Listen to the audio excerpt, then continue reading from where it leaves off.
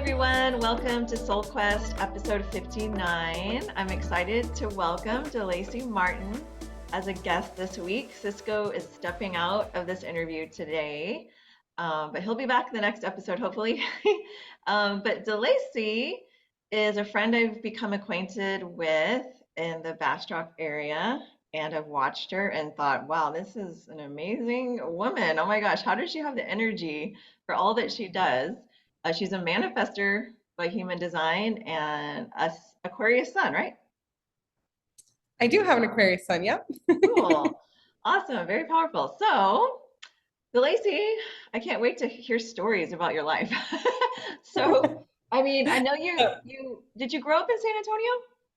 I did. And actually, now that I'm thinking about so I'm a Gemini and then I have Aquarius rising. Oh, Aquarius rising. Me too. Yeah. Yay. Okay, Aquarius But rising. yeah, All right. I did. I grew up in San Antonio on the northeast side, outside of Alamo Heights, not in it. Okay. And I grew up like actually really rough and like in severe poverty, and a lot of times I didn't have food and stuff.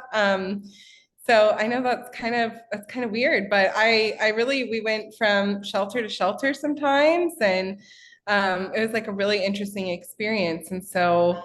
I think that played a huge role in who I am today. Definitely. Wow. What a challenge. But yeah, definitely some big lessons there. And it can go either way in life, right? Depending on the perspective and the drive that you have. Yeah. Wow. Okay. So then when did you start being an entrepreneur? Like what was your first business? So my first business was, oh my gosh, 12 years ago, maybe, no, 15 years ago, I became a silversmith. My daughter was a little baby, she was a toddler. And I knew that making jewelry is something I always wanted to do. I was really inspired by the Native American jewelry. It just like always spoke to me. And I was like, I was so interested in that art form.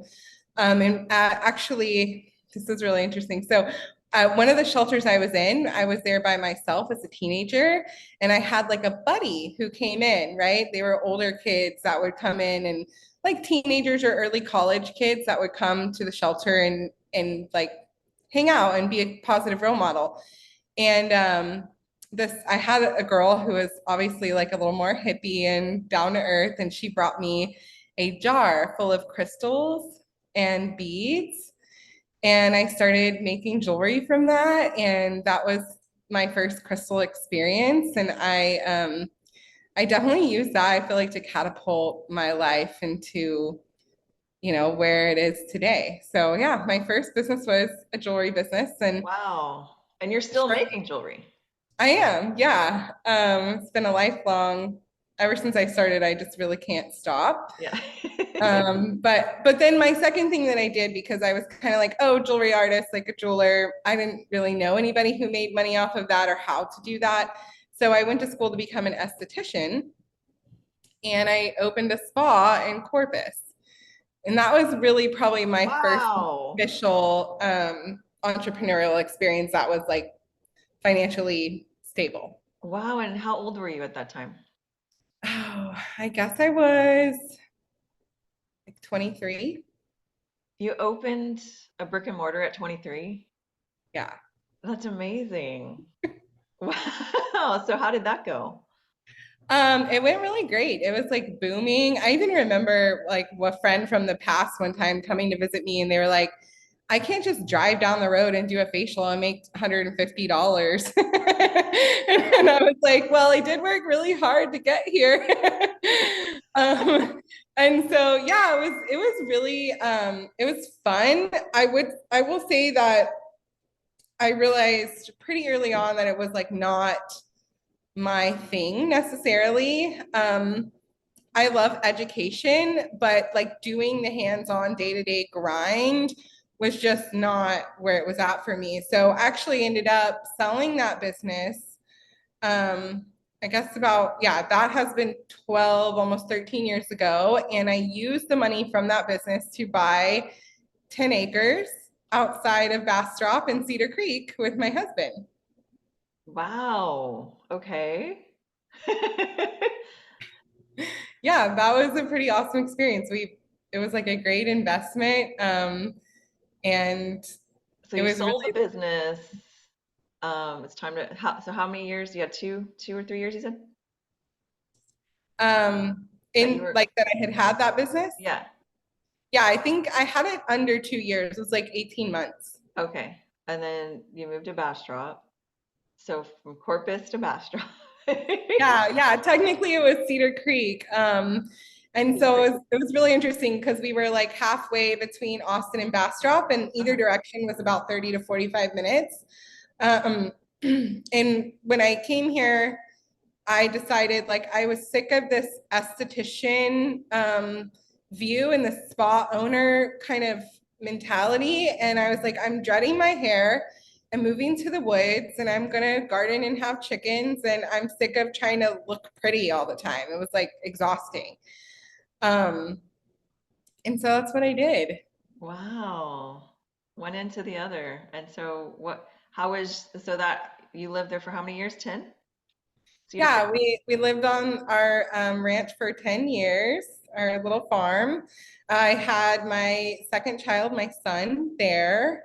I went into Austin and had him at the hospital. I was supposed to have a midwife birth at home, but it didn't work out.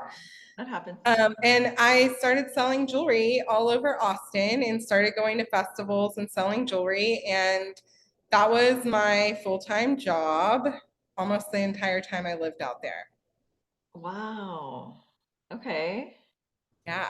So I always had like side gigs, I'm somebody that just, I like want to do everything that I want to do. So Yeah. if something comes into mind, I'm like, I'm going to try it out.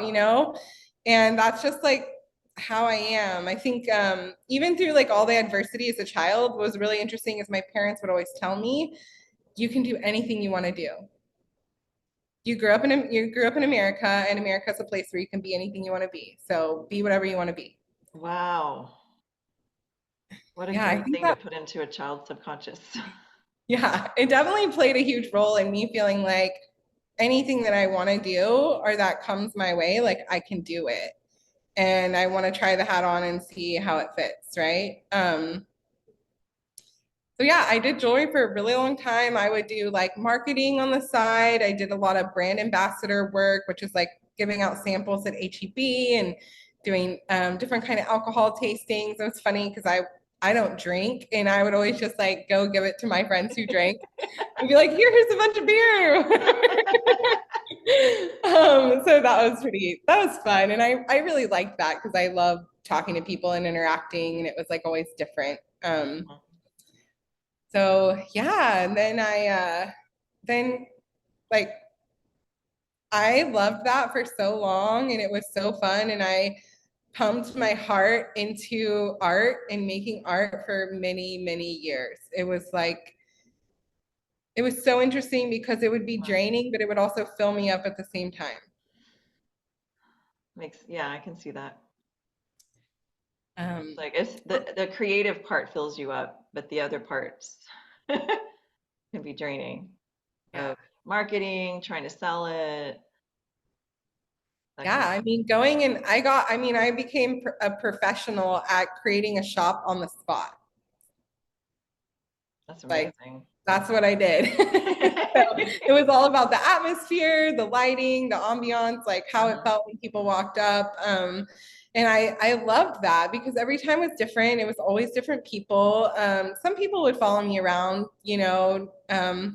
and I did a lot of online sales and online shows. That was really fun too, especially when it got a little bit later on in my career, it was easier to do that. I also worked for several jewelers or cabochon artists, and I would do wholesale stuff. So there's a lot of different facets to that. So it never really got boring. Good, nice. And so you're still doing it, and where are you selling your jewelry now? So I have Art of the Moon on Main Street in Bastrop. It's a women's artist collective. So we have 8 female artists in there right now. We all take turns working the shop. So it's really a collective. nobody's really in charge of it necessarily. We kind of all like beat to our own drum and do our own thing while we're there. Of course, I and my really good friend Amanda, we run the whole back end of it together. And right now she's kind of taking over more of a lead role for me because I have some other passion projects going on.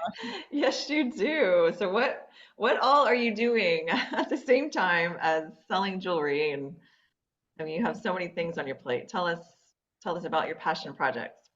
So I have a huge passion project right now, but I think it would be amiss if I didn't talk about first that during COVID, everything with my jewelry business came to a halt.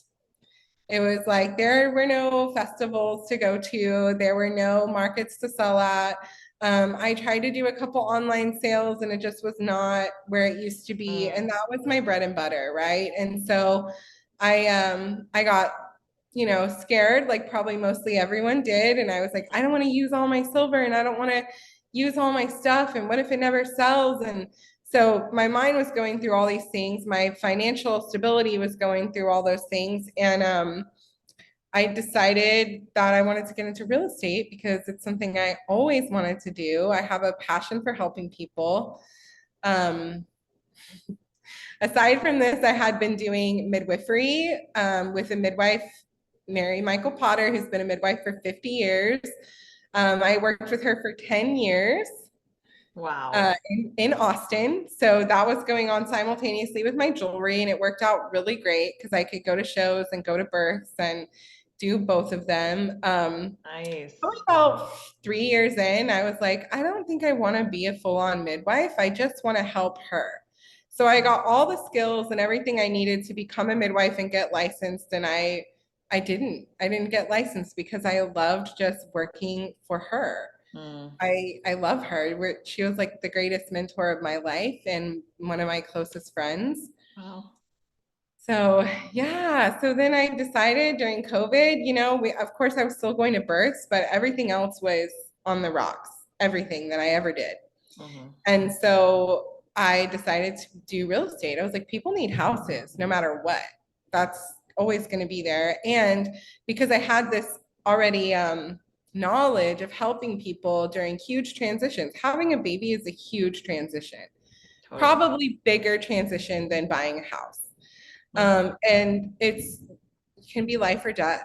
It really is that kind of situation. Not that it's an emergency, but you know, in ages past, not everyone always made it out. It felt really good to go into real estate because I was like, I can help people with a huge life transition and not be on call 24/7 and have to leave at 2 a.m.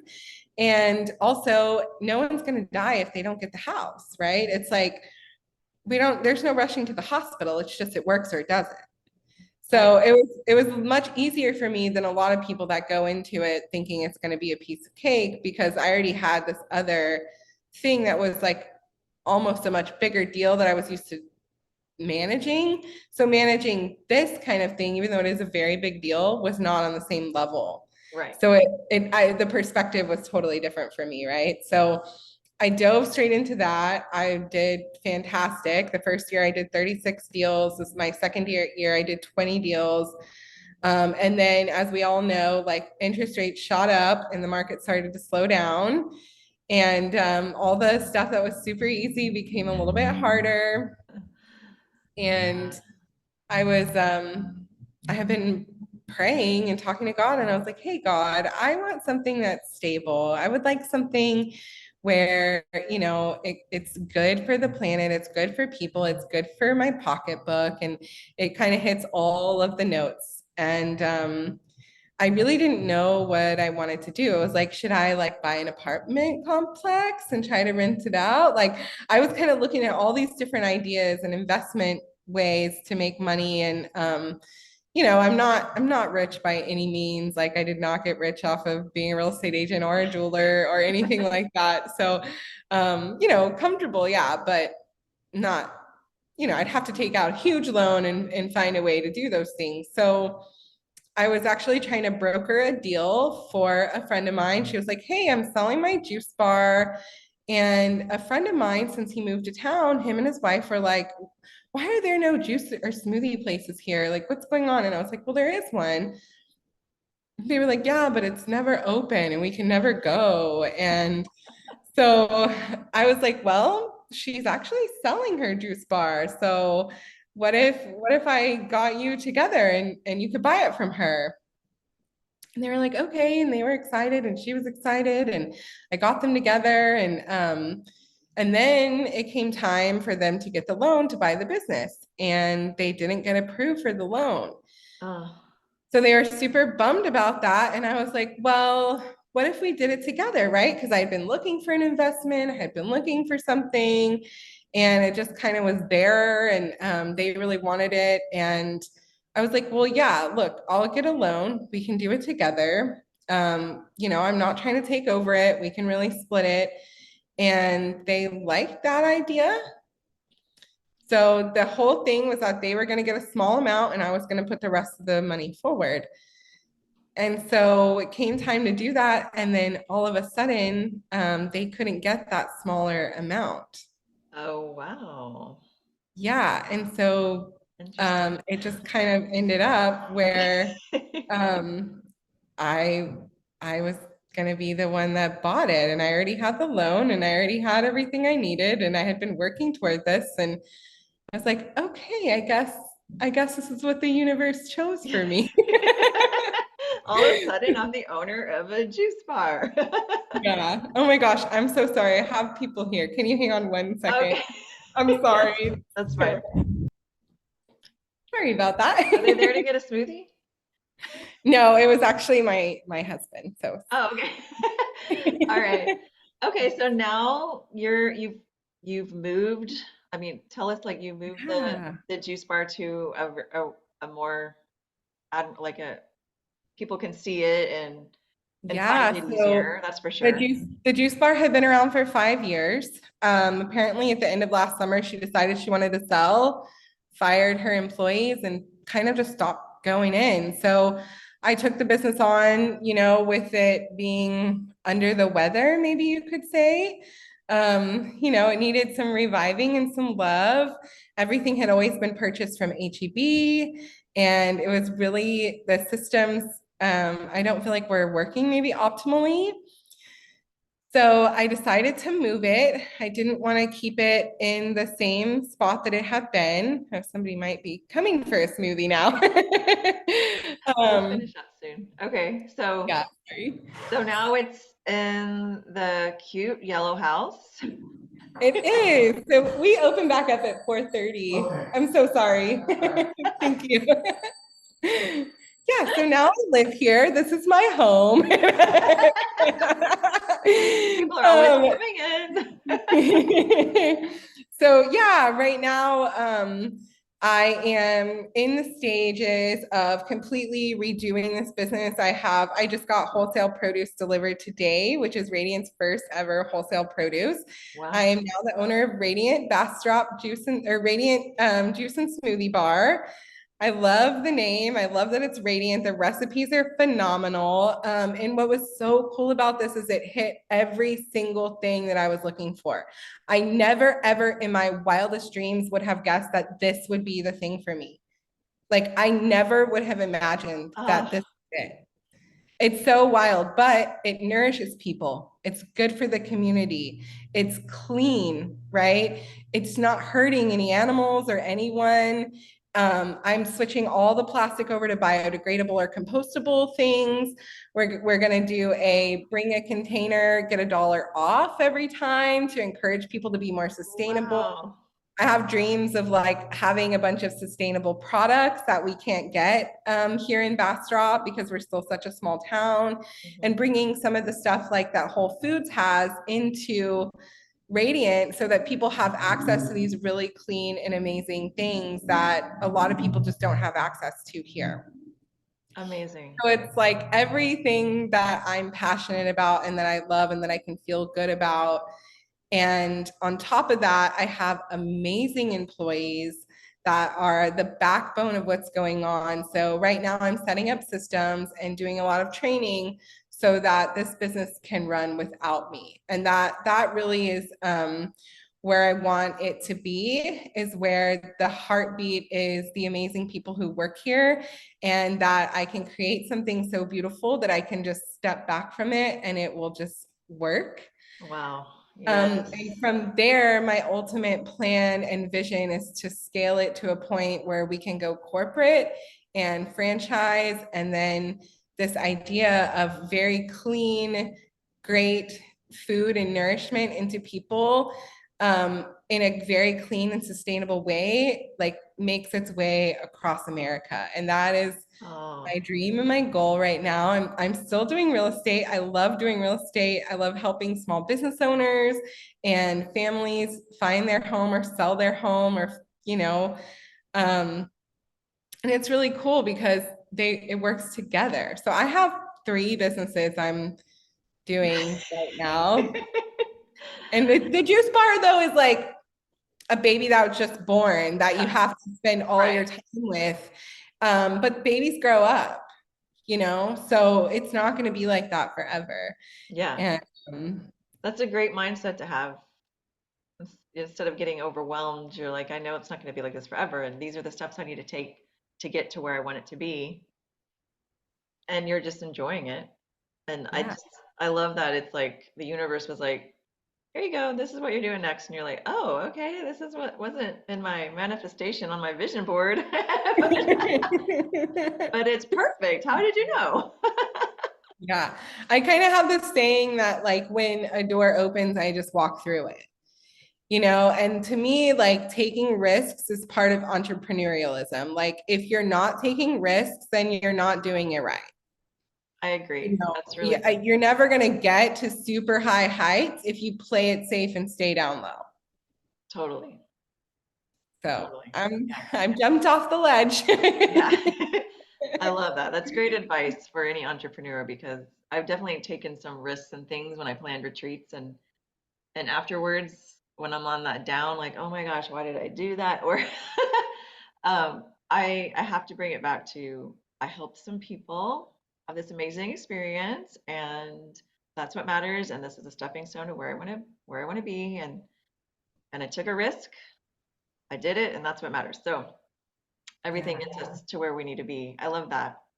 So what what would you say is your biggest challenge that you've had in your life so far? Oh, honestly, well, I don't know about in my whole life if I could just come up with that off the top of my head. But I think that really right now, my biggest challenge is learning how to delegate. I've always run my own businesses. I've mostly worked for myself and with myself. And so now the universe is like, oh, now you're with a team. Now you have to pour yourself into the personal development of others, right? So my number one goal right now is investing in my employees and helping them with personal development and teaching them what I've learned through being an entrepreneur and what I've learned through working for myself and making money so Yes. that they can look at, because it's like I'm not the one giving them a raise, right? When we bring revenue up as a team, then they get a raise and they're giving themselves a raise. And so like working through that Wow. and learning how to delegate those things and how to give people that perspective of like when you grow, we all grow. Right. And I feel like that's what a leader really Yeah. is not just lead people from point A to B, but like teach them how to get from point A to point B. So that's that's probably my biggest challenge at the moment. I love that. I It, think, yeah. learning how, and that goes with the Aquarian age, of learning how to collaborate with other people. It's not just about working as one. We are as one, but also like collaborating with our other ones. Yeah. And Yeah. that is hard, especially as a manifester, um, because we know we can do it by ourselves. Well, I'm getting to the point where I'm like, I need that generator energy. I need some collaboration to help me keep things going, which I think that's amazing. Knowing you as a manifester, that you were able to keep things going, like the jewelry going for so long. That Mm. that shows that it was a really true passion of yours, and that you're still doing it. Yeah, well, and I think for me, like it's really cool because once I like saw a manifestor and started reading it, I was like, oh my gosh, I've done this for so long. Like somebody wrote this about me. And what I would do is I would have a deadline. I would work up, I would stop working and then I would work like a week before that deadline all week long. And then I would be done and then I would go have fun and I would sell my stuff. And then I would stop again, right? And I would take time off. And so as a manifestor, it was never like a show on Monday, a show on Tuesday, a show on Wednesday. It was like, Hmm. I'll take some time off and then go this weekend. Okay. And so I think that's why the jewelry worked for me so well for so long, Yeah. because it wasn't a day in, day out, because day in, day out is not like Yeah. right now, being here 24/7 is like almost torturous to Yeah. me. But I know just like when I have a new baby that that's what it's going to take to get where I want to be, which is where generators are running what I have manifested and created. Yeah. Amazing. So cool. I love it. I can't wait to watch it grow. Thank you. Love it. So, okay, well, let's wrap this up and tell us one thing that maybe a daily ritual that you do that helps fill you up, fill your bucket, put you in that high vibrational space. Yeah, I mean, honestly, I'm trying to every day sit with myself in the morning and I'm very conscious about what I want and that my actions are aligning with my values. So that's probably my biggest thing that helps me to sustain myself is making sure that every action I take is aligning with my values. So I set my values in the morning of like being my best self, staying true to myself, only spending money on what I believe in, treating others how I want to be treated, where I feel good when I wake up or go to sleep at night. And so those core values I like to go over constantly. That way, when I take action, it's from the place where I want to be coming from. Because, I'm a really big believer that you are who you choose you are. And so, yeah. That's amazing. That's great. I love it. Thank you, DeLacy. I'll let you get Thank back to your baby there. Thank you so much for having me. I appreciate this opportunity.